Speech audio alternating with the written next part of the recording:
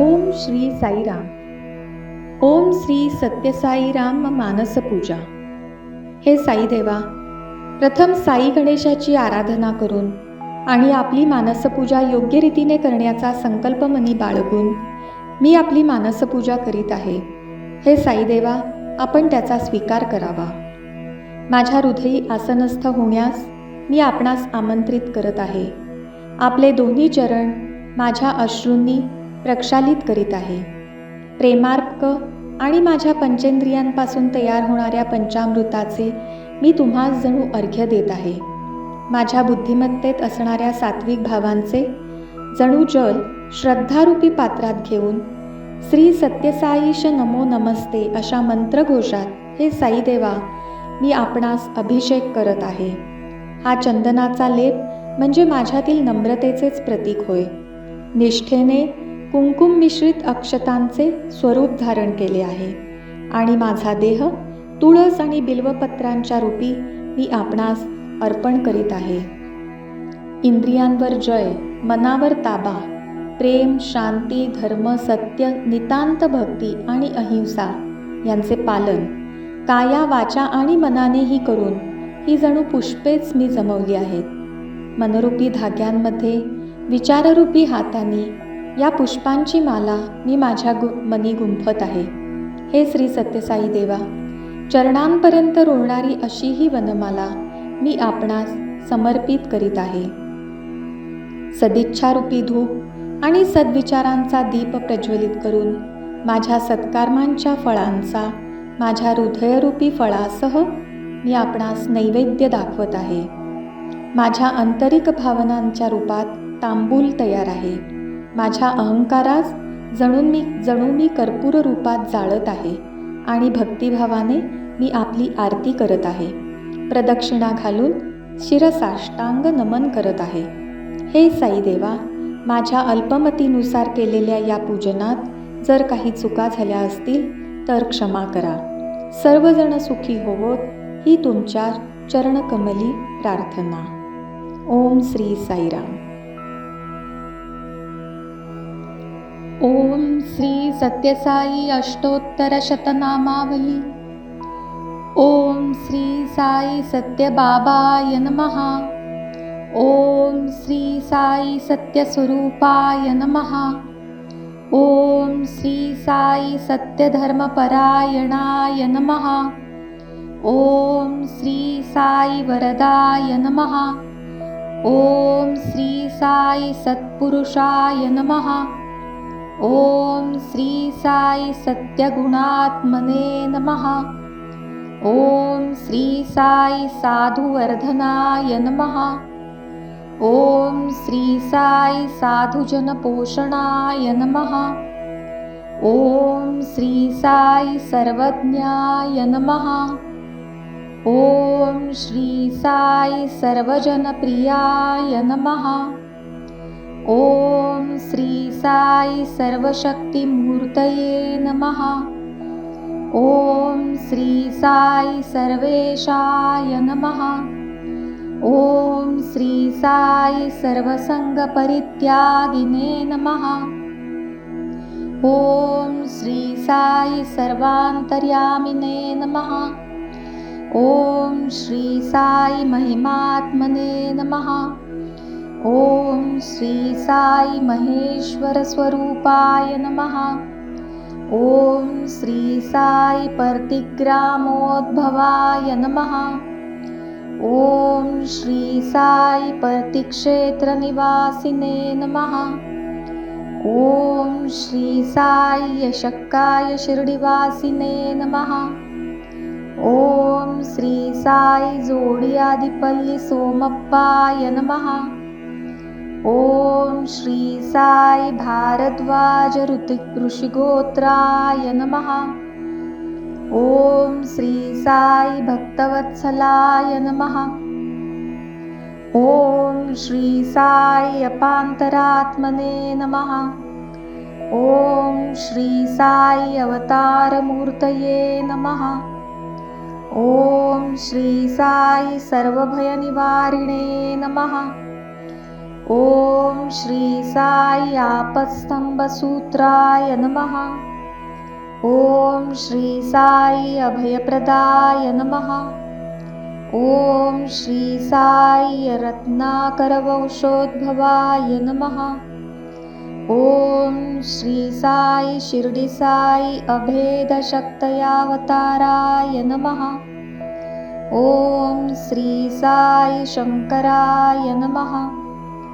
ओम श्री साई शिर्डी साई मूर्तये नमः.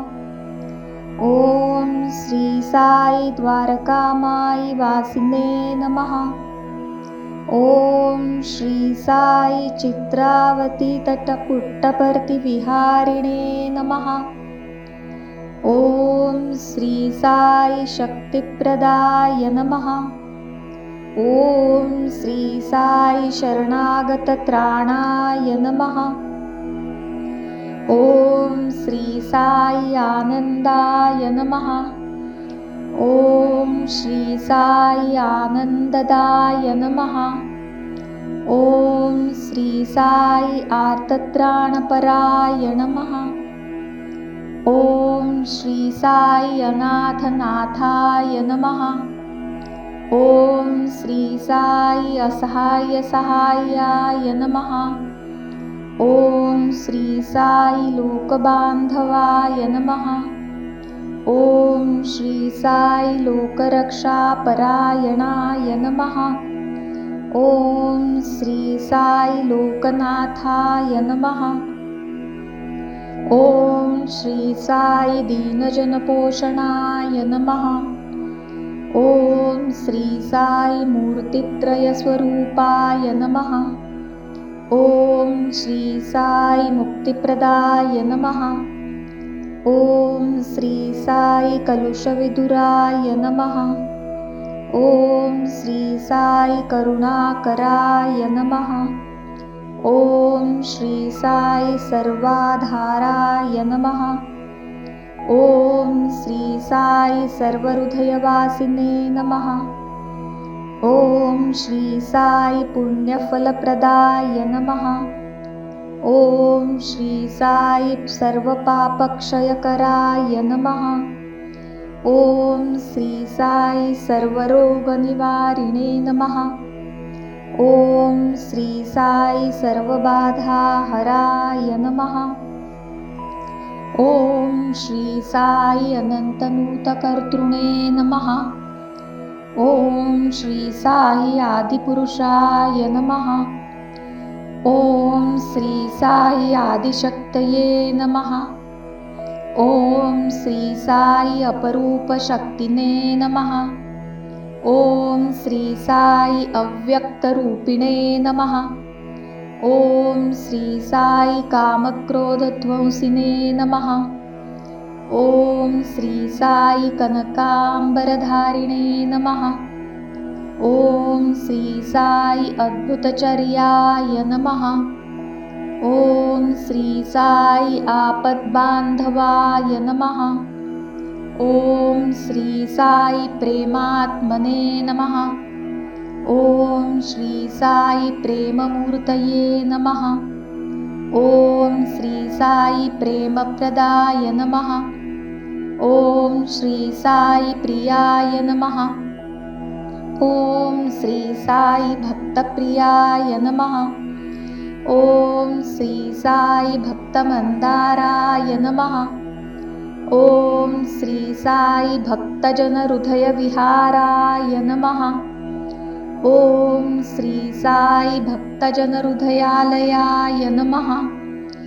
ओम श्री साई भक्तपराधीनाय नमः. ओम श्री साई भक्तिज्ञानप्रदीपाय नमः. ओम श्री साई भक्तिज्ञानप्रदाय नमः. ओम श्री साई सुज्ञानमार्गदर्शकाय नमः. ओम श्री साई ज्ञानस्वरूपाय नमः. ओम श्री साई गीताबोधकाय नमः. ओम श्री साई ज्ञानसिद्धिदाय नमः. ओम श्री साई सुंदररूपाय नमः. ओम श्री साई पुण्यपुरुषाय नमः. ओम श्री साई फलप्रदाय नमः. ओम श्री साई पुरुषोत्तमाय नमः.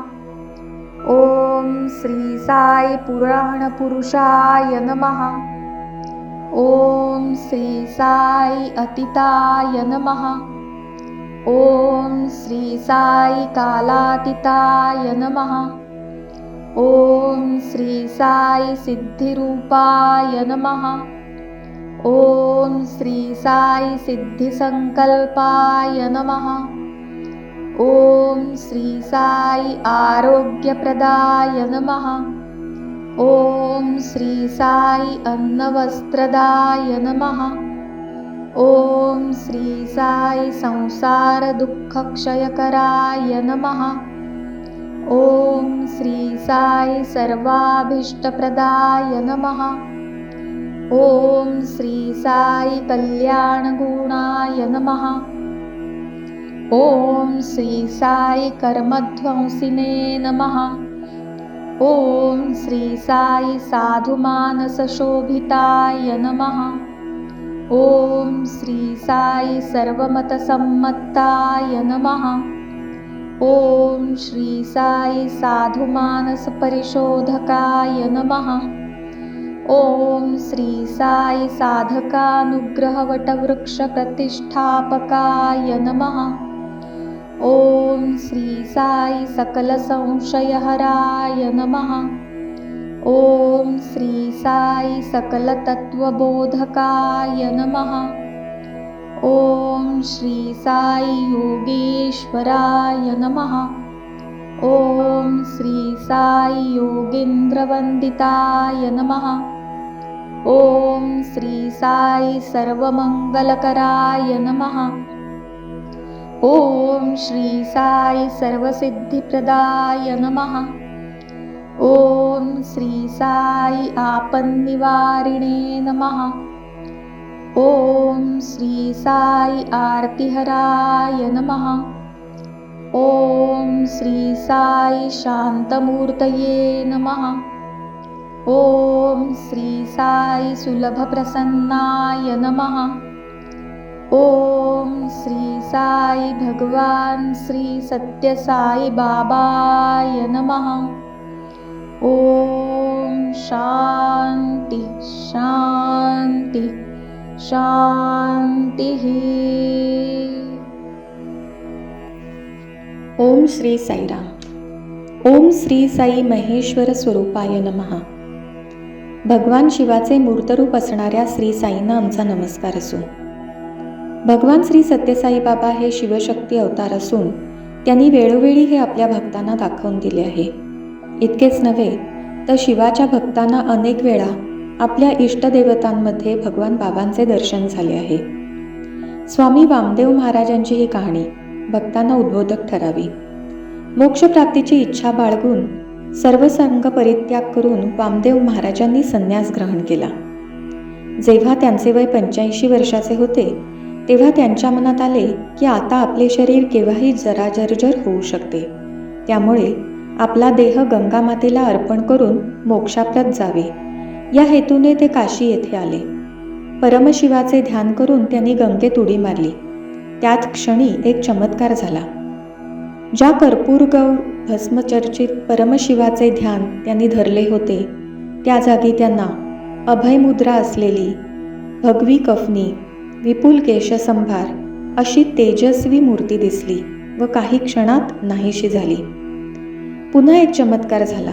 तो म्हणजे वामदेव महाराज जे गंगेच्या तळाकडे जाऊ लागले होते ते एका शक्तीने गंगेच्या पृष्ठभागावर आले व एखाद्या लाकडाच्या ओंडक्याप्रमाणे वाहून जाऊ लागले. काही अंतर गेल्यावर गंगेच्या त्या शांत प्रवाहात एक मोठी लाट उसळली व ते जोराने गंगेच्या किनाऱ्यावर ढकलले गेले आणि पुन्हा गंगामाता शांत झाली.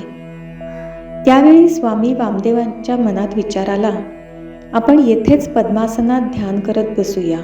म्हणजे पावसाळ्यात गंगामातेला येणाऱ्या पुरामध्ये हा देह भगवान शिव व गंगामातेला अर्पण होईल. त्याच रात्री एका स्वामीभक्त ज्येष्ठ सैन्याधिकाऱ्याला एक स्वप्न पडले. त्या स्वप्नात त्याला असे दिसले की भगवान बाबा एका संन्यासाला आपल्या मांडीवर घेऊन बसले आहेत व ते त्याला लाडू भरवत आहेत, जसे एखाद्या लहान मुलाला भरवावे तसे. दुसऱ्या दिवशी सकाळी ते सैन्याधिकारी गंगेच्या किनाऱ्यावर फिरण्यास गेले असता त्यांना अचानक स्वप्नामधील संन्यासी दिसला. ते होते स्वामी वामदेव महाराज. त्यांनी धावतच जाऊन वामदेव महाराजांना वंदन केले व भगवान बाबांची स्तुती करू लागले. हे ऐकताच वामदेव महाराज म्हणाले, मी पूर्वी कधी तुम्हाला पाहिलेही नाही. तुला हे सर्व काल्पनिक वाटत नाही का? त्यावर त्या अधिकाऱ्याने भगवान बाबांच्या दिव्य स्वरूपाचे वर्णन सुरू केले. हे ऐकताच वामदेव महाराजांना काल स्वतःला ध्यानमग्न अवस्थेत असलेले दर्शन आठवले, जे या वर्णनाशी तंतोतंत जुळत होते. वामदेव महाराजांनी स्वतःलाच प्रश्न केला, हे साईबाबा शिवाचा अवतार आहेत? त्यांच्या अंतर्मनाने उत्तर दिले, काही काळ या भक्ताबरोबर घालव, त्याच्याकडून या परमेश्वराबद्दल अजून माहिती मिळव आणि मग खात्री करून घे. त्याप्रमाणे स्वामी वामदेव महाराज गंगेच्या किनाऱ्यावर मणिकर्णिका घाटावर काही काळ राहिले. त्या भक्ताकडून भगवान बाबांची महती ऐकली आणि मग मात्र त्यांना या साई महेश्वरांच्या दर्शनाची आत्यंतिक ओढ लागली, ज्यांना ते पूर्वीपासूनच शरणागत झाले होते. ओम श्री सत्यसाई नाथार्पणमस्तु. ओम श्री साईराम. ओम श्री साई परती ग्रामोद्भवाय नमः. परती गावात जन्म घेतलेल्या श्री साईंना आमचा नमस्कार असो. आंध्र प्रदेशातील पुट्टपर्ती या छोट्याशा खेडेगावातील धार्मिक प्रवृत्तीच्या श्री कोंडम राजू या गृहस्थांना एक दिवस स्वप्न पडले. अतिशय दिव्य अद्भुत अशा त्या स्वप्नात त्यांना एक दिव्य तेज असलेली परंतु चेहऱ्यावर व्याकुळता असलेली देवी दिसली. ती होती देवी सत्यभामा. आपल्यासाठी पारिजातकाची फुले आणण्यास गेलेल्या श्रीकृष्णाची वाट पाहत उभी असलेली. दिवसामागून दिवस गेले, परंतु श्रीकृष्ण काही परत येईना. त्यामुळे व्याकुळतेने तिच्या नेत्रातून अश्रुधारा वाहू लागल्या. मुसळधार पावसाला सुरुवात झाली, परंतु देवी सत्यभामा मात्र तशीच पावसात भिजत उभी होती. कोंडमराजूंचे तिच्याकडे लक्ष जाताच तिने आपणास निवारा देण्याचे सांगून येथे येणाऱ्या भगवान श्रीकृष्णाची मी वाट पाहत थांबते असे सांगितले. स्वप्न संपले आणि श्री कोंडमराजूंनी मंदिर बांधण्याचा निश्चय केला.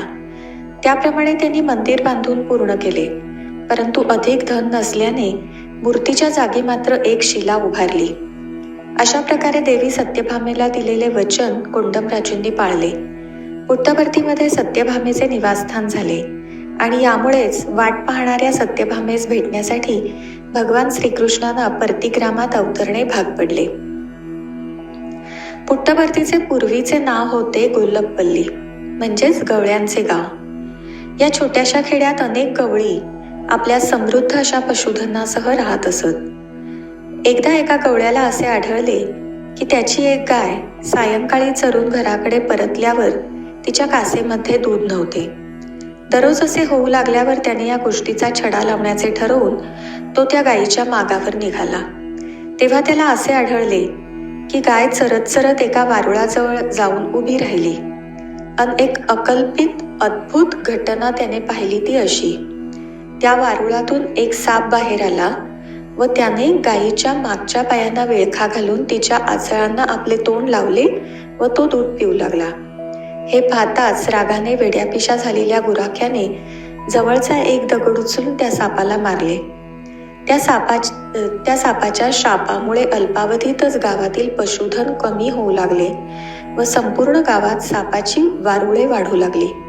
त्यामुळेच कोल्लपल्लीचे नाव पुट्टवर्धिनी म्हणजेच सापांच्या वाढत जाणाऱ्या वारुळांचे गाव असे झाले. पुढे हेच नाव अपभ्रंशाने पुट्टपर्ती असे ओळखले जाऊ लागले. जेव्हा साईंच्या दुसऱ्या अवताराने या गावात जन्म घेतला तेव्हा अल्पावधीतच पुट्टपर्तीचे रूपांतर पुन्हा केवळ गोकुळातच नव्हे तर स्वर्गातील नंदनवनात झाले. आज याच गावाचे नाव देशाच्याच नव्हे तर जगाच्या नकाशावर ठळकपणे उठून दिसत असून ओम श्री साईराम. ओम श्री साई पर्तिक्षेत्र निवासीने नमः. पर्तिक्षेत्रात निवास करणाऱ्या श्री साईंना आमचा नमस्कार असो. भारत ही एक अशी भूमी आहे की केवळ येथेच भगवंतांनी अवतार घेतले आहेत. परंतु आजवर झालेल्या प्रत्येक अवताराची जन्मभूमी म्हणजेच अवतरण्याचे ठिकाण व कर्मभूमी म्हणजे जेथे अवताराने आपले कार्य केले आहे ही नेहमीच वेगळी राहिली आहे. जसे की श्रीरामांचा जन्म अयोध्येत झाला, परंतु रावण व इतर राक्षसांचा वध करण्याचे कार्य मात्र लंकेत झाले. श्रीकृष्णांचा जन्म मथुरेत झाला, परंतु त्यांनी भगवद्गीता सांगितली ती कुरुक्षेत्रावर. तर आपली राजधानी स्थापली ती द्वारकेत. परंतु सांप्रतचा श्री सत्यसाई अवतार या गोष्टीस अपवाद आहेत, कारण त्यांची अवतार घेण्याची व कार्य सुरू करण्याची जागा एकच आहे, ती म्हणजे पुट्टपर्ती. या गोष्टीस कारण झाल्या त्या ईश्वरम्मा. 20 ऑक्टोबर 1940 रोजी सत्यनारायण राजूंनी मी आजपासून तुमचा सत्या नव्हे तर साई झालो आहे असे सांगून बंधू शेषम राजूंचे घर सोडले व उरवकोंड्यातील आंजनेलयू यांच्या घरासमोरील बागेतील एका वृक्षाखाली जाऊन बसले. तेथेच त्यांनी आपले पहिले भजन मानस भजरे गुरुचरणम हे सर्व उपस्थितांना शिकवले. सतत 3 दिवस बागेत भजन सुरू होते. इतक्यात बाबा मोठ्यांनी म्हणाले, ती पहा माया आली. त्याबरोबर सर्वांनी त्या दिशेला पाहिले. तो ईश्वराम्मा व पेंदवेंकप्पा राजू आले होते. दोघांनी बाबांना घरी येण्यासंबंधी विनवण्या केल्या, पण बाबा म्हणाले, कोण कोणाचा आहे, कोण मुलगा आहे व कोण बाप आहे. ईश्वराम्मांनी आकांत केला, पण व्यर्थ. शेवटी बाबा त्यांना म्हणाले, जेवण वाढून आण. त्या लगबगीने गेल्या व त्यांनी ताटातून जेवण आणले. ते पाहताच बाबा बागेबाहेर आले. त्यांनी सर्व जेवणाचा काला केला, त्याचे गोळे बनवले. त्यातले 3 गोळे गिळून टाकले व म्हणाले, आता माया पळाली, चिंतेचे कारण नाही. त्यांनी पाठ फिरवली व पुन्हा बागेत गेले. हा आता आपला मुलगा नसून साई आहे हे स्वीकारण्यास ईश्वरम्मा तयार झाल्या. त्या बाबांना म्हणाल्या, मी तुझ्या कार्यात येणार नाही, पण तू पुट्टपर्तीला परत ये. बाबांनी त्यांच्या विनंतीचा स्वीकार केला व ते पुट्टपर्तीला निघाले. अशा प्रकारे आपली जन्मभूमीच कार्यभूमी म्हणून या अवताराने स्वीकारली. कॅलिफोर्नियामध्ये राहणारे श्री होमर हे नासामध्ये काम करतात. एकदा त्यांनी जमिनीपासून 200 मैल उंचावर असलेल्या उपग्रहातून पुट्टपर्तीचे फोटो काढले. प्रत्यक्ष फोटो पाहिल्यावर त्यांची निराशा झाली, कारण दूरवरून काढल्यामुळे त्या फोटोत केवळ काळे व पांढरे ढगच दिसत होते. काही वर्षांनी त्यांच्या पाहुण्यांनी इच्छा दर्शवल्यामुळे त्यांनी ते फोटो पुन्हा बाहेर काढले. ते पाहताच त्यातील एक महिला अचानक आश्चर्याने ओरडली, ते साईबाबा आहेत. सर्वांनी निरखून पाहिल्यावर असे दिसले की त्या काळ्या पांढऱ्या ढगांमध्ये श्री सत्यसाईंचा चेहरा स्पष्ट दिसत होता. अगदी डोक्याचा केशसंभार, डोळे, नाक, गालावरचा तीळही. श्री होमर यांनी अक्षांवरून असे अनुमान काढले की स्वामींचे रूप 40 मैल लांब व 20 मैल रुंद होते. हे पाहताच सर्वांना आश्चर्याचा धक्का बसला व सर्वांची अशी श्रद्धा बसली की स्वामी जरी पुट्टपर्तीमध्ये असले तरी सभोवतालच्या विशाल क्षेत्रावर आपली कृपादृष्टी ठेवून आहेत. ओम श्री साईराम. ओम श्री साई यशक्काय शिर्डीवासिने नमः. आपल्या पूर्वावतारात शिर्डी साई या नावाने प्रसिद्ध असणाऱ्या श्री साईंना आमचा नमस्कार असो. भगवान श्री सत्यसाई बाबांनी वयाच्या 14व्या वर्षी आपण शिर्डी साईबाबांचा अवतार आहोत हे जाहीर केले. एवढेच नव्हे तर 1963च्या गुरुपौर्णिमेस शिर्डी साई, सत्यसाई व त्यानंतर येणाऱ्या प्रेमसाई अवताराबद्दल अधिक माहिती स्वामींनी उपस्थितांना दिली, जी यापूर्वी कोणासही माहिती नव्हती. 1940 साली आपण शिर्डी साईंचा पुनरवतार आहोत हे सांगितल्यानंतर अनेक जण त्यांचे दर्शन घेण्यास येत असत. त्यापैकी बहुतेकांना शिर्डीविषयी माहिती नसे, परंतु बाबाच आपल्या भजनातून धुनी, उदी, द्वारकामाई, निंबाचे झाड, बुटींचा वाडा, समाधी मंदिर अशा सर्वांची माहिती व महती वर्णन करून सांगत असत. एवढेच नव्हे तर एकदा त्यांनी सौ सुब्बाम्मा तसेच त्यांच्यावर संशय घेणारे कृष्णम्माचारी नावाचे वकील व पेंदवेक्कप्पा राजूंना शिर्डी साईंची समाधी, निंबाचे झाड, खंडोबा मंदिर इत्यादींचे दर्शन पुट्टपर्तीमध्येच घडवले.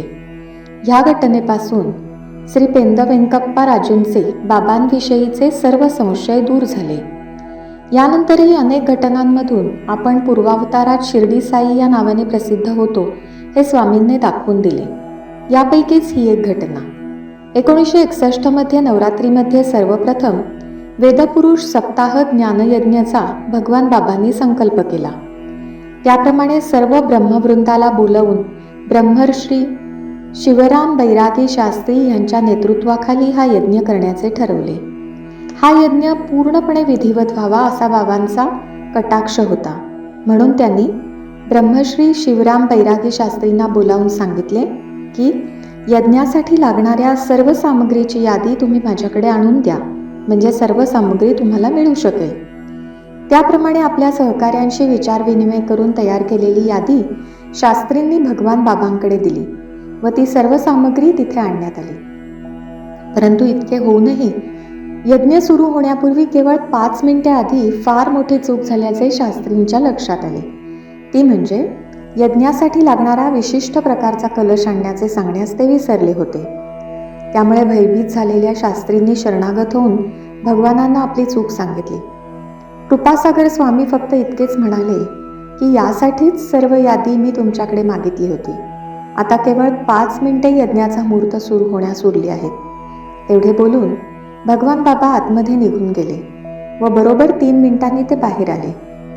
तेच हातामध्ये अतिशय सुंदर कलाकुसर केलेला, ज्याच्यावर देवदेवतांची चित्रे कोरलेली आहेत, असा चांदीचा कलश घेऊनच. तो अत्यंत योग्य पद्धतीचा कलश पाहताच आश्चर्यचकित झालेल्या शास्त्रींकडे पाहत भगवान बाबा म्हणाले, मी शिर्डी अवतारात हा कलश चिंचोलीच्या राजमहालात ठेवला होता.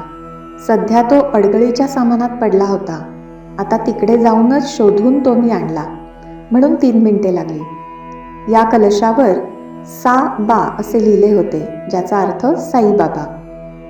अशा या पूर्वावतारात शिर्डी साई नावाने प्रसिद्ध असणाऱ्या प्रभू सत्यसाईंच्या या अनेक लीलांचा अनुभव घेण्याचे भाग्य आपणास लाभले आहे, ते केवळ त्यांच्या कृपेमुळेच.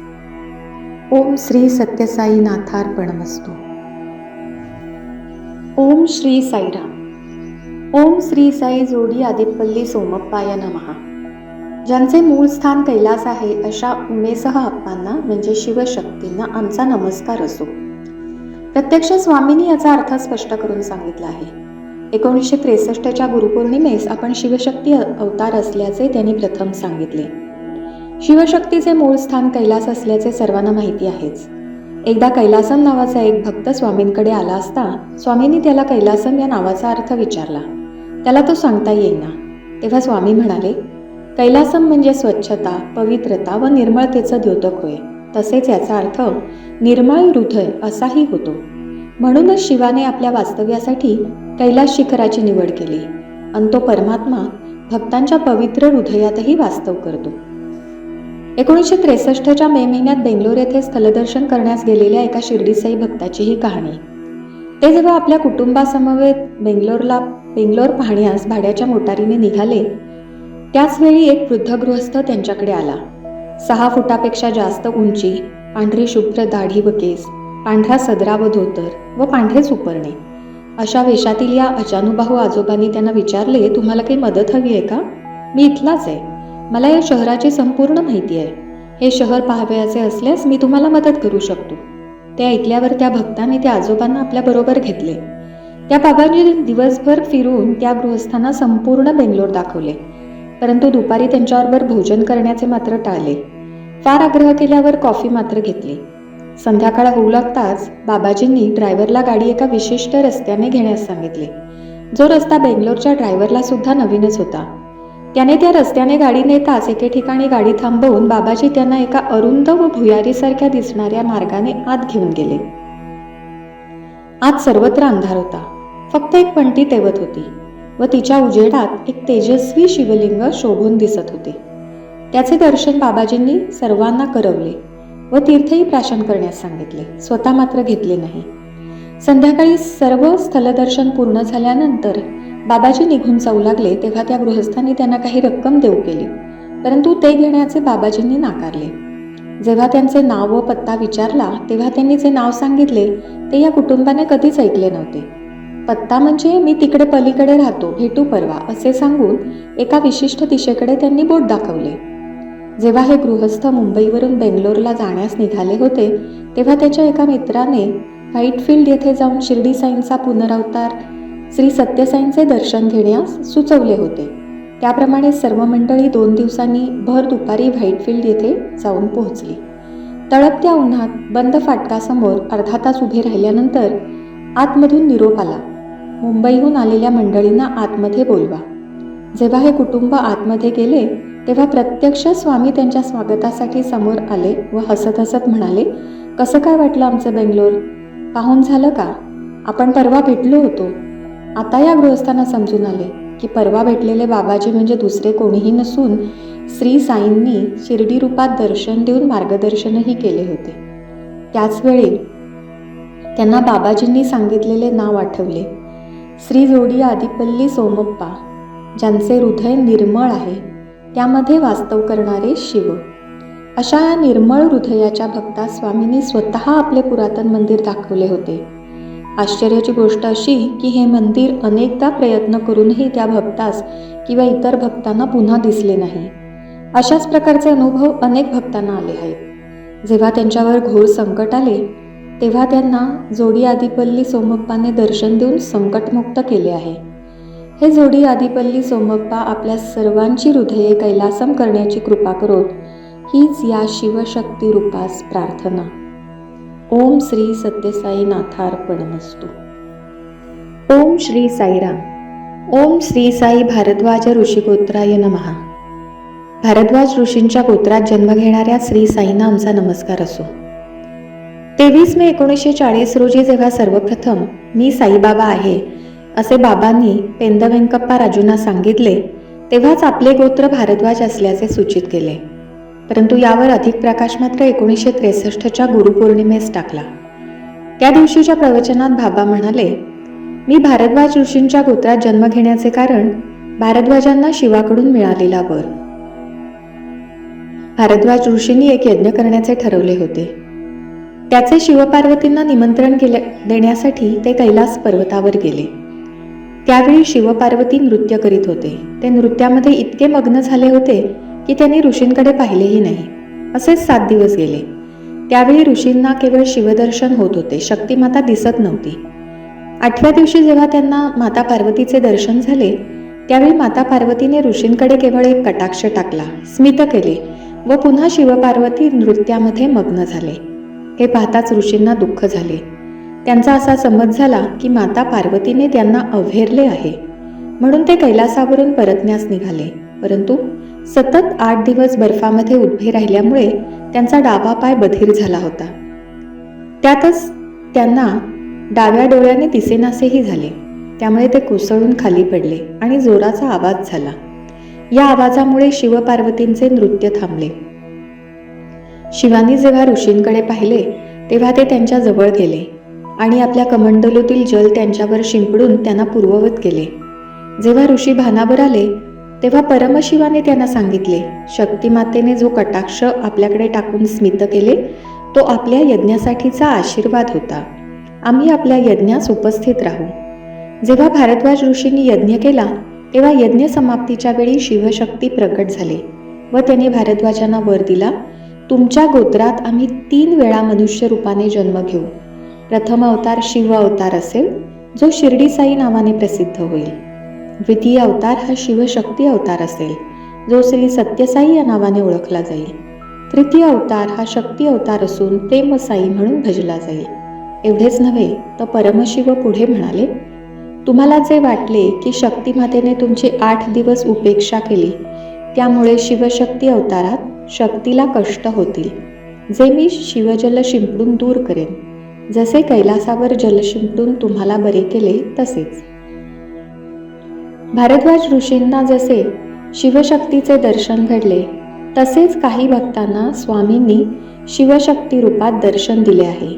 विशेषतः नवरात्रीमध्ये जेव्हा स्वामींची मिरवणूक निघत असे तेव्हा त्यांचे शिवशक्ती रूपात दर्शन मिळाल्याचे त्या काळातील भक्त अजूनही सांगतात. ओम श्री सत्यसाई नाथार्पणमस्तु.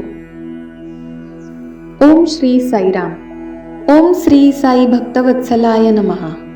भक्तांवर प्रेम करणाऱ्या दयाळू श्री साईंना आमचा नमस्कार असो. भक्त ज्यावेळी स्वामींना तळमळीने हाक मारतात त्यावेळी ते शरीराने कुठेही असले तरी भक्तांच्या सहाय्यार्थ त्वरित धाव घेतात. एक माता जशी आपल्या अपत्यावर वात्सल्याचा वर्षाव करते त्याहूनही अधिक वर्षाव साई माता आपल्या भक्तांवर करते. त्याला ऐहिक व आध्यात्मिक अधःपतनापासून वाचवते व उद्धार करते.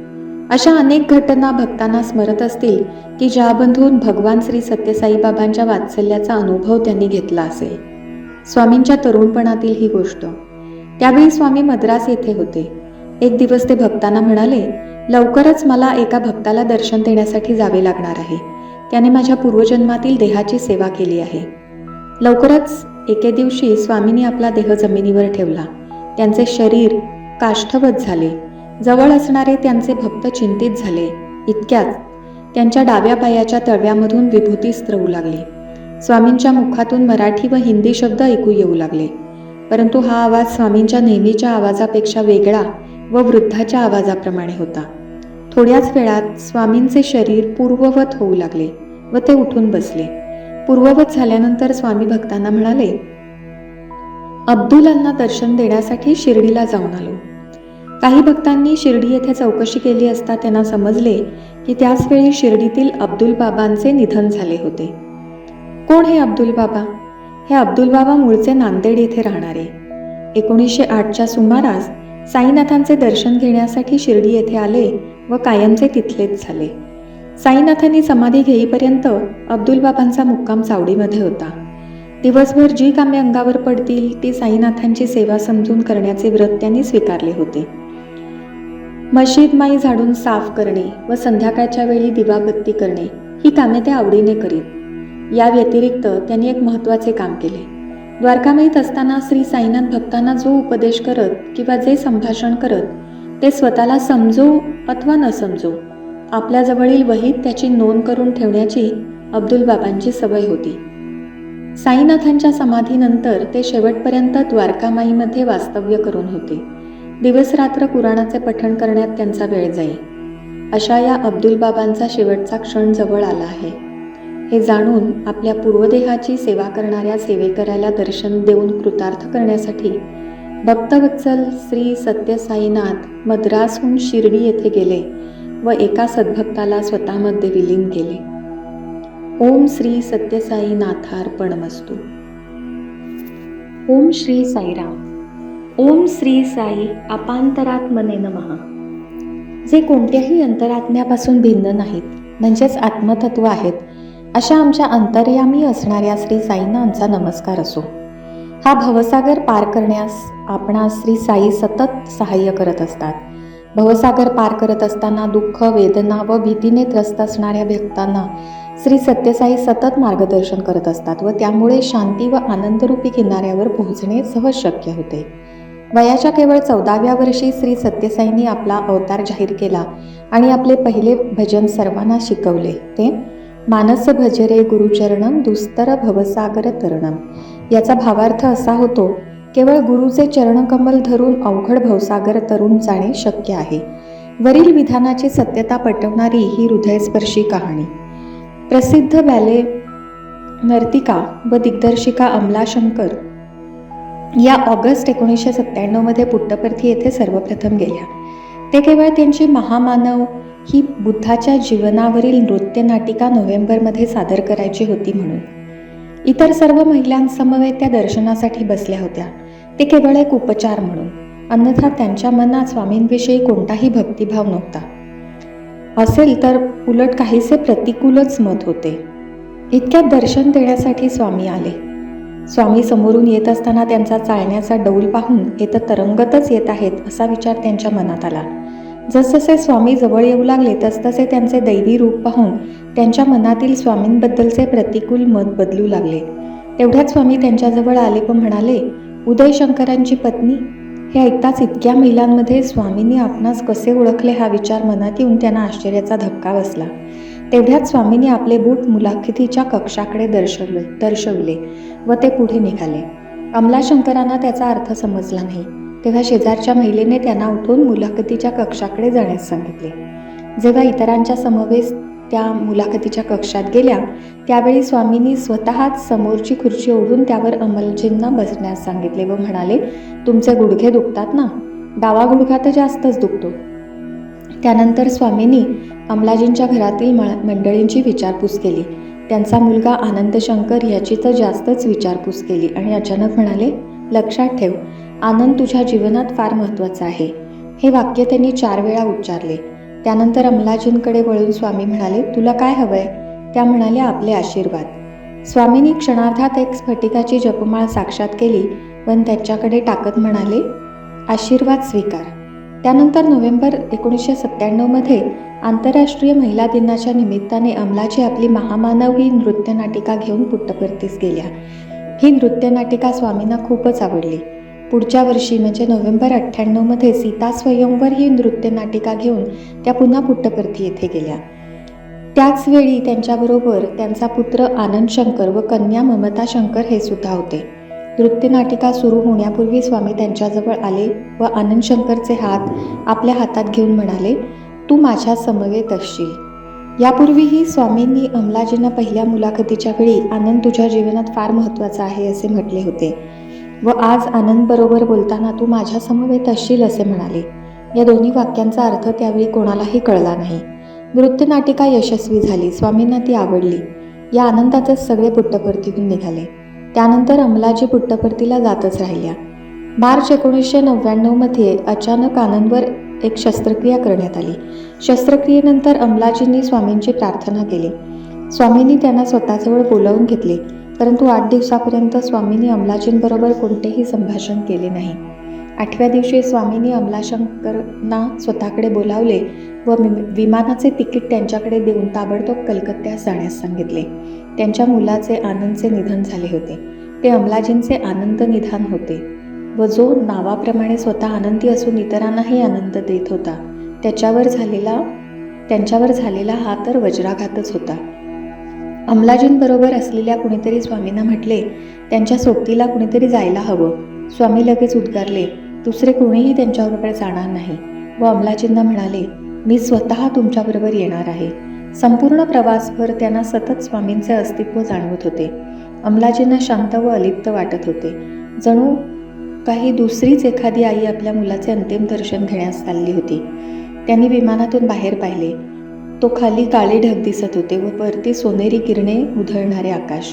अमलाजींना वाटले, स्वामी म्हणत आहेत, हे पहा, संकटाचे काळे ढग तुझ्या खाली आहेत व परमेश्वर कृपेचे वरदान तुझ्या माथ्यावर आहे. आयुष्य असंच असतं, त्यातून काय स्वीकारायचं हे तुझ्यावर आहे.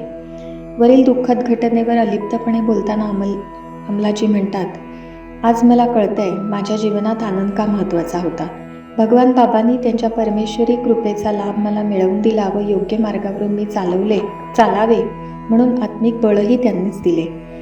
स्वामी जे म्हणतात, आपले कर्म करत राहा, तेच आता मी करत आहे व परमेश्वराशी एकरूप होईपर्यंत करत राहणार. ज्याप्रमाणे अमलाशंकरांना हा दुःखद भवसागर तरुण जाण्यास स्वामींनी सहाय्य केले, त्याप्रमाणेच आपणासही हा भवसागर तरुण जाण्याचे बळ स्वामींकडून प्राप्त हो, हीच त्यांच्या चरणी प्रार्थना. ओम श्री सत्यसाई नाथार्पणमस्तु. ओम श्री साईराम. ओम श्री साई अवतार मूर्तये नमः. अवतार रूपाने आलेल्या श्री साईंना आमचा नमस्कार असो. अवतरण म्हणजे खाली येणे, म्हणजेच देवाचे मनुष्य रूपात पृथ्वीवर येणे, ज्यामुळे मानवाला देवाप्रत पोहोचणे सहज शक्य व्हावे. भगवंतांनी म्हटले आहे की मानव ज्यावेळी विनाशाच्या उंबरठ्यावर उभा असतो त्यावेळी आपण अवतार घेऊन धर्मसंस्थापनेचे कार्य पुढे चालवतो. जेव्हा अवतार जन्म घेतो त्यावेळी सर्वज्ञत्व, सर्वशक्तिमत्व व सर्वास्तित्व हे अन्यथा असिद्ध म्हणजे अवताराशिवाय कोणामध्येही आढळणार नाहीत असे गुण त्यांच्यात आढळतात. पूर्णावतारात एकूण 16 कला असतात. सांप्रतचा भगवान श्री सत्यसाईबाबांचा अवतार हा वरील सर्व गुणविशेषणांनी युक्त असाच आहे. श्री सत्यसाईबाबा म्हणतात, मी जर शंख, चक्र, गदा, पद्म ही आयुधे धारण करून आलो असतो तर तुम्ही माझ्यापासून दूर पळून गेला असतात किंवा मला एखाद्या प्रदर्शनात ठेवले असते. मी जर तुमच्यासारखा सामान्य असतो तर तुम्ही माझी अजिबात दखल घेतली नसती. म्हणून तर मी हे मानवी स्वरूप घेतले आहे व एवढ्याचसाठी मी माझ्या महिम्याचे चमत्कार वरचेवर दाखवित असतो. माझे अवतरण धर्माच्या म्हणजेच सदाचाराच्या पुनर्स्थापनेसाठी झाले आहे. सत्य, धर्म, शांती, प्रेम व अहिंसा ही तत्वे माझ्या ठिकाणी आहेत. मला प्राप्त करून घेण्यासाठी सत्याने वागा, धर्माने चाला, प्रेमातूनच शांतीप्रत पोहोचा, म्हणजे तुम्ही शांती स्वरूप होऊ शकाल. दुसऱ्याचा द्वेष करणं म्हणजे एक प्रकारची हिंसाच. स्वामी असे म्हणतात, स्वामी काय आहे हे जाणून घेणे कोणालाही शक्य नाही. तुम्ही एवढेच करू शकता की मी जो आनंद देतो तो शाश्वत स्वरूपात प्राप्त करण्यासाठी स्वतःची तयारी करा. साक्षात्कार, चमत्कार व परोपकार ही अवताराची गुणवैशिष्ट्ये आहेत व आपणा सर्वांना ती स्वामींमध्ये प्रकर्षाने जाणवतात. एवढेच नव्हे तर साक्षात्कार व चमत्काराने स्वामींकडे आकृष्ट झालेले भक्त त्यानंतर परोपकार या त्यांच्या वैशिष्ट्यांमध्ये एवढे गुंततात की स्वतःही त्या मार्गावरून चालण्याचा प्रयत्न करतात. स्वामींनी परोपकाराविषयीचे सांगितले आहे की मी सेवेसाठी जन्माला आलो आहे व माझे जीवन हाच माझा संदेश. ही गुणवैशिष्ट्ये अवताराशिवाय कोणामध्ये असणार? स्वामी म्हणतात, मला फक्त तुमचे प्रेम हवे आहे. जे शुद्ध प्रेम देतात त्यांच्यासाठी मी माझे जीवन देण्यास तयार आहे. ज्यांच्याजवळ पूर्ण श्रद्धा व शुद्ध प्रेम आहे त्यांच्याकरता मी काहीही करावयास तयार आहे. केवळ अवतारच असे विधान करू शकतात.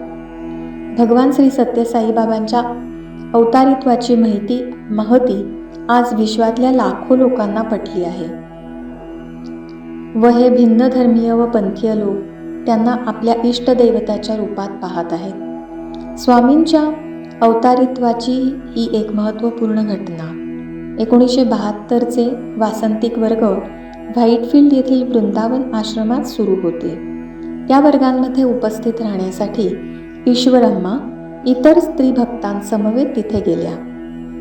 वर्ग सुरू होऊन 11 दिवस झाले असतील. एक दिवस पहाटे ईश्वरम्मा पेंदपट्टूकडे आल्या व म्हणाल्या, अगं तुला माहिती आहे का, आपले स्वामी खरोखरच परमेश्वर आहेत. हे ऐकताच पेंदपट्टू ही महिला भक्त जोराने हसू लागली. तेव्हा ईश्वरामांनी त्यांना विचारले, तू का हसतेस?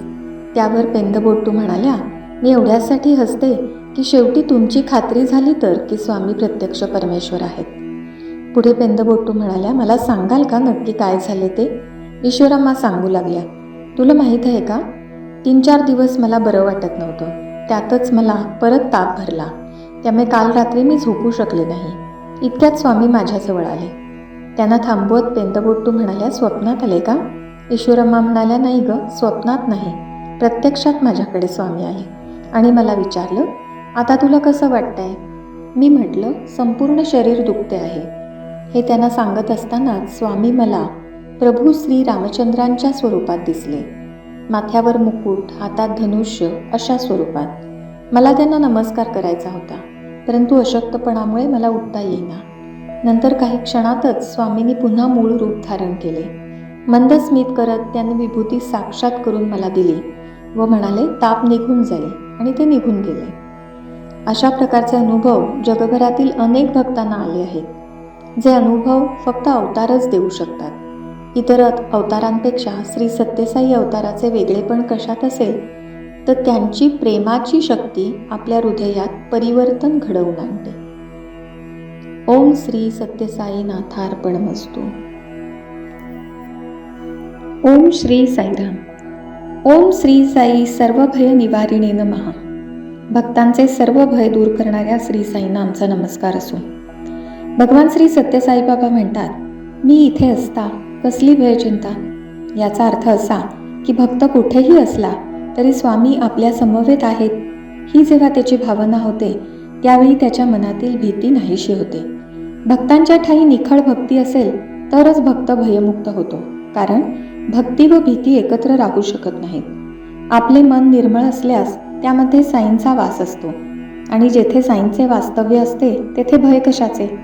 शिर्डी अवतारात साईनाथ म्हणत, एकाग्र नेत्र तू लाव तुझे मजकडे, मी कृपा कटाक्षाने पाहीन रे तुझकडे. याचा अर्थ जेव्हा जेव्हा तू माझ्याकडे पाहशील तेव्हा तेव्हा तुला असे जाणवेल की माझे तुझ्याकडे लक्ष आहे. या पाहण्याचा अर्थ असा आहे, जर तू एकाग्रतेने मी जो उपदेश करतो तो ऐकून आचरणात आणलास तर माझ्या कृपेस पात्र होशील आणि माझ्या कृपेचे वरदान असणाऱ्याला कोणतीही भयचिंता उरणार नाही.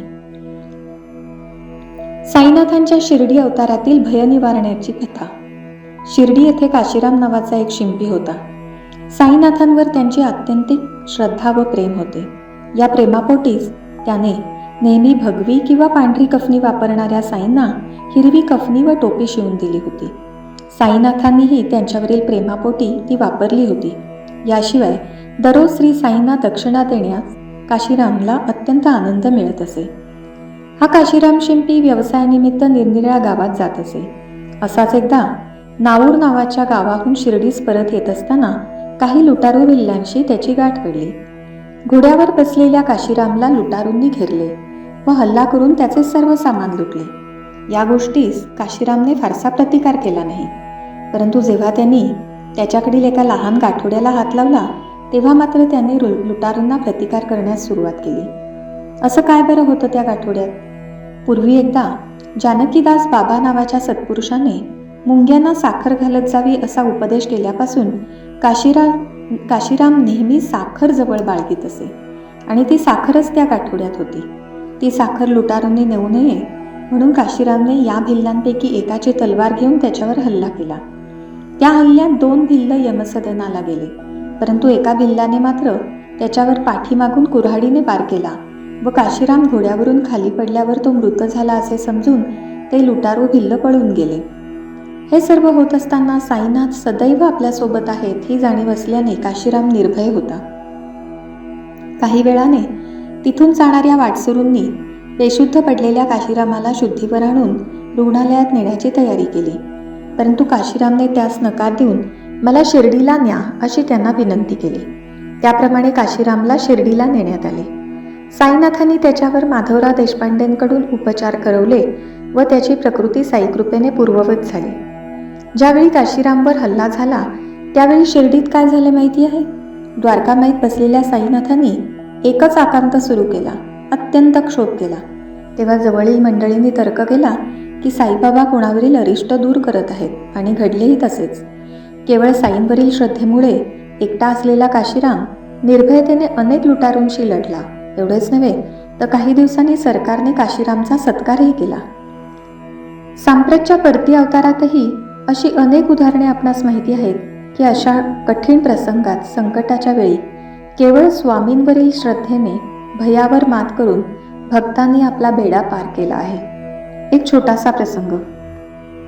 एका गावात आडबाजूच्या घरात रात्रीच्या वेळी काही दरोडेखोर दरोडा घालण्याच्या हेतूने गेले.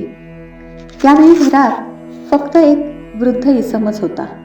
परिस्थितीचे गांभीर्य लक्षात घेऊन तो स्वामींच्या फोटोसमोर उभे राहून जोराने स्वामी स्वामी असा धावा करू लागला. नक्की काय झाले कुणास ठाऊक. दरोडेखोर मागल्या पावली परत फिरले. कदाचित त्यांना घरात कुणी आहेत असे वाटले असावे अथवा अन्य काही कारण असेल, पण दरोडेखोरांनी आपला बेत बदलला व ते निघून गेले. हा स्वामी भक्त भयमुक्त झाला. स्वामी म्हणतात, प्रत्येकाने 3 गोष्टी पाळल्या तर तो माझ्याशी एकरूप होईल. या 3ही गोष्टी म्हणजे माझ्यामध्ये व माझ्या सभोवताली असलेली शुचिता, प्युरिटी, सहनशीलता, पेशन्स व चिकाटी म्हणजे परसिव्हरन्स. हे 3 सद्गुण. हे 3ही सद्गुण ज्याच्यामध्ये असतील असा कोणीही कुठेही असला तरी निर्भय राहील. ओम श्री सत्यसाई नाथार्पणमस्तु. ओम श्री साईराम. ओम श्री साई आपस्तंभ सूत्राय नमः. आपस्तंभ शाखेत जन्म घेतलेल्या श्री साईंना आमचा नमस्कार असो. पेंदवेंकप्पा राजूंनी रागाने उगारलेला सोटा त्यांच्या हातून गळून पडला. होय, असेच घडले. ज्यांना ते केवळ आपला मुलगा सत्यनारायण असे समजत होते त्याने चमत्कार सुरू केल्यामुळे जी गर्दी त्यांच्या मुलाभोवती जमली त्यामुळे अत्यंत क्रोधायमान झालेले पेंदवेंकप्पा राजू गर्दीतून वाट काढत सत्यनारायणासमोर गेले. रागाने आपल्या हातातील सोटा त्यांच्यावर उगारत म्हणाले, सांग, कोण आहेस तू? त्यावर शांत स्वरात सत्यनारायणांनी उत्तर दिले, मी साईबाबा आहे. गोत्र भारद्वाज, आपस्तंभ सूत्रशाखा. भारद्वाज गोत्रातील आपस्तंभ सूत्रशाखेत श्री साईंनी आपला दुसरा अवतार घेतला होता. पहिला शिर्डी अवतार सुद्धा याच गोत्रात झाला होता. ज्या आपस्तंभ ऋषींनी धार्मिक विधी व आचार यांचा अर्थ लावणारा ग्रंथ म्हणजे सूत्र लिहिले व अनेक वर्षे तपश्चर्या करून प्रत्यक्ष शिवांचे दर्शन मिळवले, त्यांना दिलेल्या वराप्रमाणे भारद्वाज गोत्रातील आपस्तंभ सूत्रशाखेत शिवशक्तीने सत्यसाई अवतार घेतला. यापूर्वी सुद्धा अनेक अवतारांनी ऋषींच्या पोटी अथवा कुळामध्ये जन्म घेतला आहे. जसा श्री विष्णूंचा परशुराम अवतार जमदग्नी ऋषींच्या पोटी झाला, तर ब्रह्मा, विष्णू व महेशांनी जेव्हा पृथ्वीवर एकत्र अवतार घेण्याचे ठरवले तेव्हा त्यांनी अत्री ऋषी व अनुसूया मातेची निवड केली व श्री गुरुदेव दत्तात्रेयांचा अवतार झाला. त्यामधील ब्रह्मा हे पुढे चंद्र झाले, महेश हे दुर्वास झाले, तर श्री विष्णू दत्त स्वरूपात अत्री ऋषींच्या आश्रमात अध्ययन करण्यासाठी राहिले. हा त्रिमूर्ती अवतार हा जगाला ज्ञान व भक्ती मार्गाला नेऊन आध्यात्मिक उन्नती करण्यासाठी झाला होता. सांप्रतचा श्री सत्यसाई अवतार हा अखिल विश्वाला सत्य, धर्म, शांती व प्रेम यांची शिकवण देण्यासाठी व त्यातूनच धर्म, अर्थ, काम व मोक्ष मिळवून देण्यासाठी झाला आहे. ओम श्री सत्यसाई नाथार्पणमस्तु. ओम श्री साईराम. ओम श्री साई अभयप्रदाय नमः. संसारातील दुःखापासून निर्भय करून अभय प्रदान करणाऱ्या श्री साईंना आमचा नमस्कार असो. रामायणात प्रभू रामचंद्रांनी भक्तांना एक वचन दिले आहे. त्यामध्ये ते म्हणतात, अभयम सर्व भूतेभ्यो ददात्म्येतद व्रतम मम. अर्थात मी सर्वांना भयापासून मुक्त करेन, तसा माझा संकल्पच आहे. आपले महत्भाग्य असे की आपले प्रभू श्री साईराम सुद्धा आपल्याला असेच अभय देत आहेत. भक्तांना भगवंताची विविध रूपे मोहवीत असतात, परंतु त्यांना सर्वाधिक भावणारे भगवंताचे रूप म्हणजे अभयहस्त दर्शविणारे. कारण या रूपाकडे पाहिल्यानंतर त्याला या संसाररूपी भवसागरातून तरुण जाण्यास बळ मिळते आणि म्हणून तो निश्चिंत होतो. स्वामींच्या अनेक छायाचित्रांमध्ये आपण त्यांना आशीर्वाद देत असताना पाहत असतो. हाच तो अभयहस्त आपणा सर्वांना स्वामींचे कृपाछत्र आपल्यावर असल्याची सतत जाणीव करून देत असतो. या अभयहस्ताची एक सुंदर कहाणी. चेन्नई येथे एका स्वामींचे प्रवचन चालू होते. संपूर्ण मंडप भक्तांनी भरून गेला होता. सर्वजण स्वामींचे दिव्य दर्शन घेण्यात व प्रवचन ऐकण्यात मग्न होते. इतक्यात भक्तांमध्ये बसलेल्या एका स्त्रीच्या मांडीवरील सुमारे 1 वर्षाच्या मुलाने मोठ्यांदे रडण्यास सुरुवात केली. त्याच्या आईला कळेना की हा अचानक का रडायला लागला. तिने त्याला थांबवण्याचा प्रयत्न केला, परंतु व्यर्थ. थांबण्याऐवजी तो मुलगा जीवाच्या आकांताने मोठ्यांदे ओरडून रडू लागला.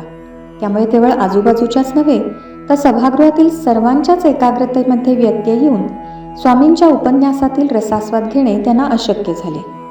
इतक्यात स्वामींनी मंचावरून आपले प्रवचन सुरू असतानाच स्मित करीत त्या बालकाच्या दिशेने पाहत अभयहस्त केला व क्षणातच त्या हाताची मूठ जोराने बंद केली. त्या क्षणी तो मुलगा रडायचा थांबला. प्रवचन सुरूच होते. शेवटी स्वामी त्यांच्या शेजारीच उभ्या असणाऱ्या अनुवादकास म्हणाले, त्या मुलाच्या गळ्यात 25 पैशाचे नाणे अडकले होते. हे पहा, मी ते काढले. असे म्हणून स्वामींनी आपली मूठ उघडून दाखवली. त्यामध्ये होते 25 पैशाचे नाणे. हे पाहताच त्या अनुवादकाने मंचावरूनच अत्यानंदाने ही हकीकत जाहीर केली व सर्व भक्तांनी टाळ्यांचा गजर केला. इथे एक महत्त्वाची गोष्ट ध्यानात घेतली पाहिजे की ते मूल आईच्या मांडीवर असूनही तिच्या ही गोष्ट लक्षात आली नव्हती. त्यामुळेच तिने मुलाला वाचवण्यासाठी स्वामींचा धावा सुद्धा केला नव्हता. आणि एवढेसे हे लहान मूल, त्याला तर काहीच समजत नव्हते. परंतु भक्तांना अभय प्रदान करणाऱ्या स्वामींपासून काही लपून राहणे तरी शक्य आहे काय? ओम श्री सत्यसाई नाथार्पणमस्तु. ओम श्री साईराम. ओम श्री साई रत्नाकर वंशोद्भवाय नमः. रत्नाकर वंशात जन्मलेल्या श्री साईंना आमचा नमस्कार असो. भगवान बाबांनी असे म्हटले आहे की परमेश्वर जेव्हा अवतार घेतो तेव्हा तो सुयोग्य कुळ आणि स्थळ निवडत असतो. बाबांनी ज्या कुळात जन्म घेतला त्या कुळाचे नाव रत्नाकर. याच कुळातील कोंडमराजू जे अत्यंत धार्मिक होते, त्यांना श्रीकृष्णाची वाट पाहणाऱ्या सत्यभामेने स्वप्नात येऊन काही काळाने येथे येणाऱ्या श्रीकृष्णाच्या आगमनाची सूचना दिली होती. धार्मिक वृत्तींच्या कोंडमराजूंचे अनेक सत्पुरुषांबरोबर जिव्हाळ्याचे संबंध होते. अनेकांबरोबर त्यांच्या आध्यात्मिक विषयांवर चर्चा होत असत. त्यापैकीच एक होते वेंकावधूत. अत्यंत तेजस्वी व वयोवृद्ध असे वेंकावधूत अनेकदा अचानक कोंडमराजूंना भेटत व दोघांची अध्यात्मावर चर्चा होत असे. असेच एकदा कोंडमराजू व श्री वेंकावधूत एका केळीच्या बागेत बसून चर्चा करत असताना अचानक वेंकावधूतांनी कोंडमराजूंचा हात आपल्या हातात घेतला व ते म्हणाले, प्रत्यक्ष परमेश्वर तुमच्या कुळात जन्म घेणार आहे. आपल्या म्हणण्याचा अर्थ कोंडमराजूंना समजावा म्हणून त्यांनी ते वाक्य 3 वेळा उच्चारले व त्यानंतर म्हणाले, हे पाहण्याचे भाग्य तुम्हाला लाभेल. एवढे म्हणून वेंकावधूत तिथून निघून गेले. ते पुन्हा कधीही परत आले नाहीत. कोण होते हे वेंकावधूत? श्री शिर्डी साईनाथांच्या चरित्रामध्ये ज्यांचा उल्लेख वेंकुसा असा केला आहे ते व श्री वेंकावधूत हे एकच. एका फकीराने बालसाईंचा सांभाळ केला. त्यांच्या मृत्यूनंतर त्यांच्या पत्नीने या बालकाला वेंकुसा नावाच्या विद्वान धार्मिक व्यक्तीकडे सोपवले, ज्यांच्या सहवासात बालसाई सुमारे 12 वर्ष राहिले. या बालकाचे पालन पोषण व विद्यादानाचे कार्य वेंकुसा मोठ्या प्रेमाने करीत असत. परंतु याचा परिणाम असा झाला की त्यांच्या आश्रमातील इतर शिष्य या बालकाचा द्वेष करू लागले व एक दिवस त्यापैकी एकाने या दिव्य बालकाला मारण्यासाठी एक वीट फेकून मारली, जी त्याला लागू नये म्हणून खुद्द वेंकुसांनी आपल्या शरीरावर झेलली. हे पाहून त्या बालकाने तो आश्रम सोडण्याचे ठरवले व तेच पुढे श्री साईबाबा म्हणून सर्वांना परिचित झाले. साईनाथांच्या अवतार समाप्तीनंतरही गुरु वेंकुसा हे भारतभर भ्रमण करतच होते व त्यांनी रत्नाकर वंशातील कोंडमराजूंना प्रत्यक्ष परमेश्वर तुमच्या कुळात जन्म घेणार आहे हे सांगितले. जेव्हा 23 मे 1940 रोजी बालसत्यनारायणाने सकाळीच घरातील मंडळींना हवेत हात हलवून फुले व खडीसाखर दिली, तेव्हा ही बातमी वाऱ्याप्रमाणे सर्वत्र पसरली. शेजारी पाजारी जमा झाले. सत्यनारायणाभोवती गर्दी जमली. कुणीतरी ही बातमी बाहेर गेलेल्या पेंद वेंकप्पांना सांगितली. ते घाईघाईने घराकडे आले. गर्दीतून वाट काढत सत्यासमोर उभे राहिले. संतापाने थरथरत त्यांनी आपला सोटा त्याच्यावर उगारला व विचारले, कोण आहेस तू? भूत की हैवान की वेडा पागल? तुला चांगले झोडपून काढले पाहिजे. सांग, कोण आहेस तू? शांत स्वरात सत्या म्हणाला, मी साईबाबा आहे, गोत्र भारद्वाज, आपस्तंभ शाखा. तुमच्या वेंकावधूतांनी या घरात मी जन्म घ्यावा म्हणून केलेल्या प्रार्थनेमुळे मी या कुटुंबात रत्नाकर वंशात आलो आहे. रत्नाकर या शब्दाचा एक अर्थ म्हणजे महासागर. समुद्र मंथनाच्या वेळी जी अनमोल रत्ने त्यामधून बाहेर आली त्यामुळे त्याला रत्नाकर असे नाव पडले. भगवान बाबा आपल्यासाठी रत्नाकरच आहेत. हा दयेचा महासागर आपल्या भक्तांवर सतत कृपेचा वर्षाव करीत असतो. ओम श्री सत्यसाई नाथार्पणमस्तु. ओम श्री साईराम. ओम श्री साई शिर्डी साई अभेद शक्तयावताराय नमः. भगवान श्री सत्यसाई बाबा ज्यांची अवतार शक्ती शिर्डी साई अवतार शक्तीहून भिन्न नाही, त्यांना आमचा नमस्कार असो. भगवान श्री सत्यसाई बाबांनी आपल्या जन्मापूर्वीच व जन्म झाल्यापासून आपण ईश्वरी अवतार असल्याचे विविध चमत्कारांद्वारे दाखवून दिले होतेच. परंतु 23 मे 1940 रोजी सर्वप्रथम मी साईबाबा आहे ही घोषणा त्यांनी केली. एवढेच नव्हे तर बाबांनी ओंजळीत जुईची फुले जमिनीवर टाकून त्यामधून निर्माण झालेली तेलुगू भाषेतील साईबाबा ही अक्षरेही सर्वांनी पाहिली. या घटनांचा हजारो वर्षापूर्वीच भृगु, अगस्ती, वशिष्ठ व शुक्रमुनींनी भुर्जपत्रावर संस्कृत भाषेतून साईंच्या शिर्डी साई, सत्यसाई व प्रेमसाई या अवतारांबद्दल लिहून ठेवले आहे. भगवान श्री सत्यसाईंनी अवतार ग्रहण केल्यानंतर आपण शिर्डी साई आहोत हे आपल्या लीलांनी दाखवून दिलेच आहे. शारदाम्मा या शिर्डी अवताराच्या सहवास लाभलेल्या स्त्रीभक्ताने आपले उर्वरित आयुष्य पुट्टपर्ती येथे सत्यसाई अवतारासमवेत काढून जीवन कृतार्थ केले. श्रीमती हिराबाई बडोदेकर, श्री पांडुरंग दीक्षितांच्या मातोश्री या सुद्धा दोन्ही अवतारांचे दर्शन घेऊन धन्य झाल्या. दोन्ही अवतारांची बोलण्याची, आविर्भाव करण्याचा, चमत्कार करण्याच्या पद्धतीमध्ये त्यांना साम्य आढळले. धर्मक्षेत्राच्या स्थापनेपूर्वीची ही कहाणी. एकदा स्वामी आपल्या मुंबई भेटीदरम्यान अंधेरी येथे असलेल्या मोदी बंगल्यावर वास्तव्यास होते. त्यावेळी त्यांनी श्री व सौ पांडुरंग दीक्षितांना एक दिवस सकाळीच मुलाखत देण्यासाठी म्हणून बोलावून घेतले. त्याप्रमाणे दोघेही सकाळीच तेथे पोचले. परंतु दुपारी 3 वाजेपर्यंत स्वामींनी त्यांना दर्शन दिले नाही. दोघे पतिपत्नी तसेच उपाशीपोटी एका जिन्याखाली स्वामींच्या दर्शनाची आस मनी धरून उभे राहिले. शेवटी 3 वाजता स्वामी त्याच जिन्याने खाली आले व म्हणाले, क्या दीक्षित, कैसे उपवास हो गया? आज गुरुवार है, अच्छा है, कैसी तपश्चर्या, चलो अंदर. त्यानंतर सुमारे तासभर स्वामींनी दोघांवरही कृपेचा वर्षाव केला. 4 वाजता अचानक स्वामी त्यांना म्हणाले, तू बनवलेली शिर्डी साईंची डॉक्युमेंटरी फिल्म मला बघायची आहे, जा घेऊन ये. स्वामींची आज्ञा शिरसावंद्य मानून श्री दीक्षित तिकडून निघाले व ज्या कंपनीत फिल्म प्रोसेसिंगला दिली होती तिथे पोहोचले. वास्तविक ही फिल्म त्यांनी 2च दिवस आधी प्रोसेसिंगला दिली होती व तिचे प्रिंट मिळण्यास कमीत कमी 8 ते 10 दिवस लागतात हे त्यांना माहिती होते. परंतु साईंवरील श्रद्धेमुळे त्यांच्या आज्ञेने श्री दीक्षित त्या कंपनीत गेले आणि समोरूनच एक शिपाई फिल्मचे 2 डबे खांद्यावर घेऊन आत आला. ते होते शिर्डी साईंवरील डॉक्युमेंटरीजचे.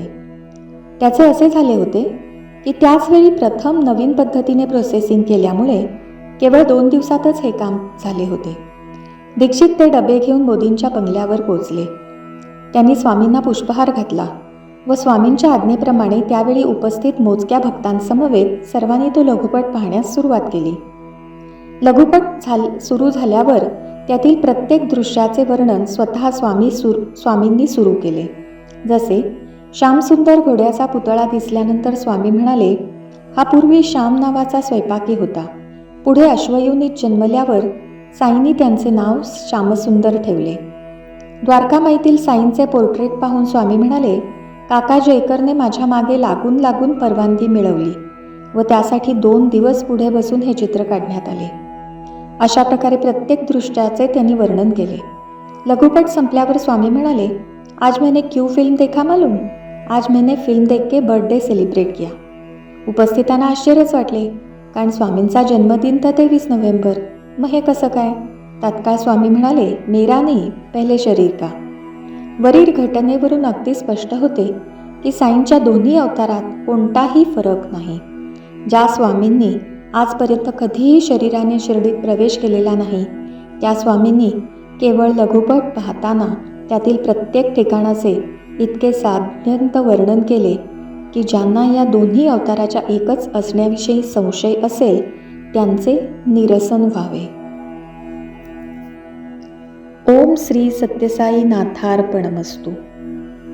ओम श्री साईराम. ओम श्री साई शंकराय नमः. शिवस्वरूप श्री साईंना आमचा नमस्कार असो.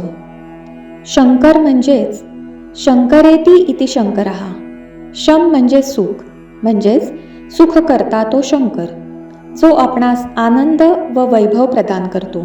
आणि साई म्हणजे साक्षात ईश्वर, म्हणजे भगवान श्री सत्यसाई सुख करते साक्षात ईश्वर आहेत.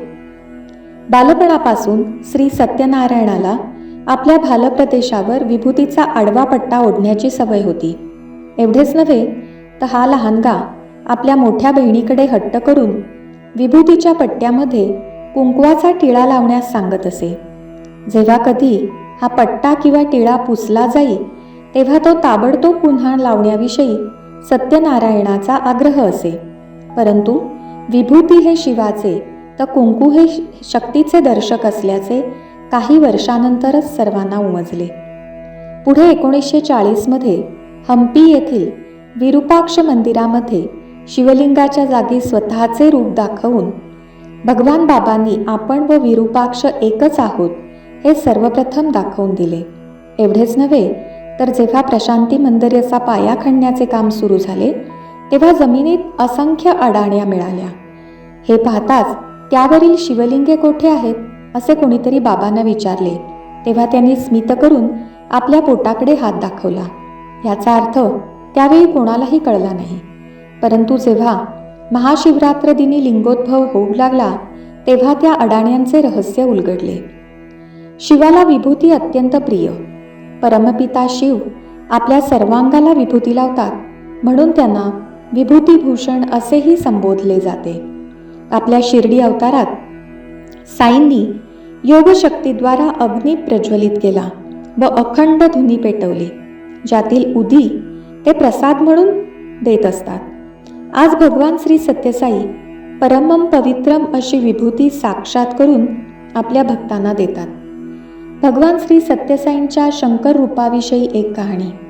एका धर्मतत्पर दाम्पत्याची. स्वतःला अपत्य नसल्याची खंत असल्यामुळे भगवान दत्तात्रेयांची खडतर अशी उपासना करून त्यातील स्त्रीने दत्तगुरूंना प्रसन्न करून घेतले. ही गोष्ट माहीत असणाऱ्या अनेकांनी त्यांना तत्कालीन सत्पुरुषांकडून अनुग्रह घेण्याचा आग्रह केला. परंतु जी व्यक्ती मला परमेश्वराच्या रूपात दर्शन देईल तेच माझे गुरु असा निश्चय त्या स्त्रीने केला होता. एकदा त्या स्त्रीचे पती गंभीर व्याधीने आजारी होऊन रुग्णालयात दाखल झाले. त्यावेळी स्वप्नात दर्शन देऊन श्री सत्यसाईंनी त्यांना पुट्टपर्थीस बोलावून घेतले. ज्यावेळी ते दोघे पुट्टपर्थीस गेले तेव्हा पहिल्याच मुलाखतीमध्ये त्या स्त्रीला स्वामींनी भाळी अर्धचंद्र माथी शुभ्रगंगा लिंपिले सर्वांगा चिताभस्म अशा जटाधारी स्वरूपाचे दर्शन घडवले व पुढच्या आयुष्यात हे साई शंकर त्यांना सुखकर झाले. अशा या साई शंकरांच्या दर्शनामुळे आपली सर्व पापे धुतली जातात व त्यांचा चरणस्पर्श मिळताच आपण कर्मबंधनातून मुक्त होतो. भगीरथाने खडतर तपश्चर्या करून स्वर्गातील गंगा पृथ्वीवर आणली. तिच्या प्रचंड जलौघाने पृथ्वी दोलायमान होईल म्हणून भगवान शिवशंकराने तिचे आपल्या जटेमध्ये अवतरण केले व नंतर ती पृथ्वीवर वाहू लागली. सर्व प्रजा सुखी झाली. आज साई शंकरांनी भारतातील जनता सुखी व्हावी म्हणून अनेक ठिकाणी सत्यसाई पेयजल प्रकल्प सुरू केले असून तेथील जनतेचे जीवन सुखकर केले आहे. ओम श्री सत्यसाई नाथार्पणमस्तु. ओम जय जगदीश हरे स्वामी सत्य साई हरे भक्त जना संरक्षक भक्त जना संरक्षक परती महेश्वरा ओम जय जगदीश हरे शशिवदना श्रीकरा सर्वा प्राणपते स्वामी सर्वा प्राणपते आश्रित कल्पलटिका आश्रित कल्पलटिका आपदान्धवा ओम जय जगदीश हरे मात पिता गुरुदैवम मरि अंतयु नीवे स्वामी मरि अंतयु नीवे नाद ब्रह्म जगन्नाथ नाद ब्रह्म जगन्नाथ नागेन्द्राशयन ओम जय जगदीश हरे ओंकार रूप ओजस्वी साई महादेवा सत्य साई महादेवा मंगल हारति अंधको मंगल हारति अंधको मंदर गिरिधारी ओम जय जगदीश हरे नारायण नारायण ओम सत्य नारायण नारायण नारायण ओम नारायण नारायण ओम सत्य नारायण नारायण ओम सत्य नारायण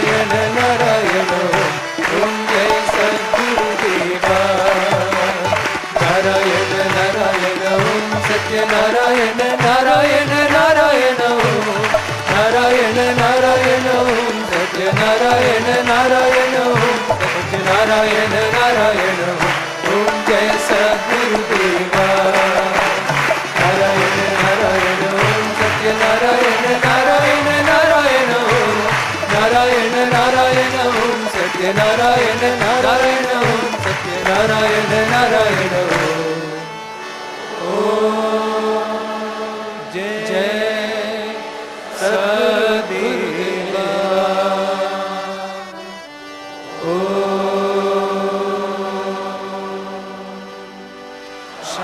शांति शांति शांति लोका समस्ता सुखिनो भवन्तु लोका समस्ता सुखिनो भवन्तु लोका समस्ता सुखिनो भवन्तु ॐ शान्ति